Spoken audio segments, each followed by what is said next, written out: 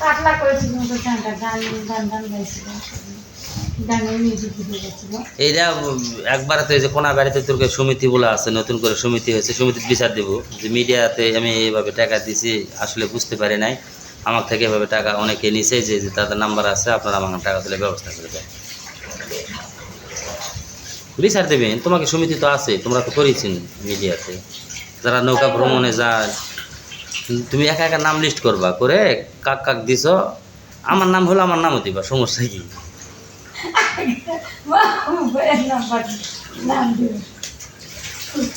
দিবা, অসুবিধা নাই।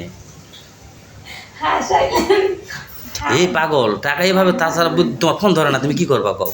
ঠিকই তো কইছি। জানো আমি আশা রাখি আমি চট্টগ্রাম থেকে শুটিং করে 1-1.5 মাস করে বাসা গেছি। বাসা যাওয়ার পরে আমার পাশের রুমে একটা মেয়ে আসছে, ভাড়া পাশের এলাকায়, 3টা বাচ্চা ছোট ছোট আসছে আমার সাথে। ওই ওই বছর প্রথম বছর কি আব্দুল, আমি সারাদিন কাঁদতেছি, খাইনি, আমার সাথে খাতে লাগা খাইলো খিচুড়ি পিকনিক খাবে, 3বার বললো। আমি সে আমার বাবা মার এখানে আজকে পিকনিক খাবো। পরে আমার কাপু মন খারাপ, কান্দে, সারাদিন চোখ খোলাচ্ছেন, আসেন নাম্বার পরের দিন এত করে বলতেছে তখন। তারপরে সবার ঘর থেকে ডাল চাল এগুলো দিয়ে একটা করে ডিম দিয়ে পিকনিক খিচুড়ি আর ডিম, মানে গ্রাম বাংলা যেরকম করে হয় ওইরকম একটা মজা। ফ্যামিলি একসঙ্গে রান্না করতে হবে। আমার তো ফ্যামিলি, আমি একা, আমার ঘরে রান্না বান্না করলো, খাইলো দাইলো, সব হলো কথা। পরের দিন থেকে কি আপু আমার না গ্যাস শেষ হয়ে গেছে, 2-3 দিন রান্না করতে দিবেন, তো করো। গ্যাসের চুলা, ইন্ডাকশন, রাইস কুকার সব ছাড়িয়ে দিছি। একবার সকালে চা বানায়, নাস্তা বানায়, খায় নিয়ে যায়। আবার 12টা বাজে আবার রাইস কুকারে ভাত বসায়, তরকারি বসায়, ইন্ডাকশনে একটা, গ্যাসের চুলা একটা বসায়, বসে নিয়ে যায়। আবার রাত্রেবেলা কি করে, আবার একটা পাতিল দিয়ে যায়, একটা পাতিল রাইস কুকারে বসে গরম ভাত রাঁধে, 2 বেলা গরম ভাত। এগুলো 15 দিন পার করলো।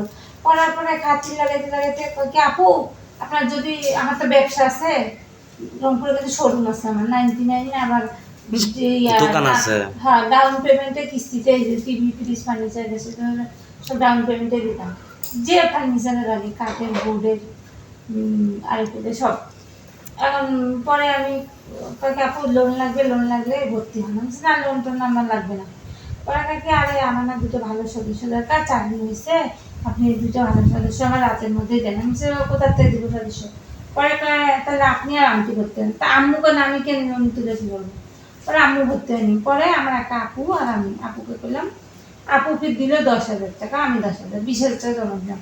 আরো এলাকার অনেকে জমা দিচ্ছে টাকা দিয়ে, সবাই মিলে ফর্ম পূরণ করলো, আমাদের লোন দিবে, রবিবারে লোন দিবে। আমার তখন মনে ডাউট হচ্ছে, আমি কি দিয়ে এটা টালাবে নাকি, তো কোনো লোনের সিস্টেমটা টাকা যে জমা দিল আমাদেরকে নিয়ে যাবে না, সইটি নিবে না, কিছুই নিল না, আবার লোন দিবে কালকে 1 লাখ করে, বুঝলাম না।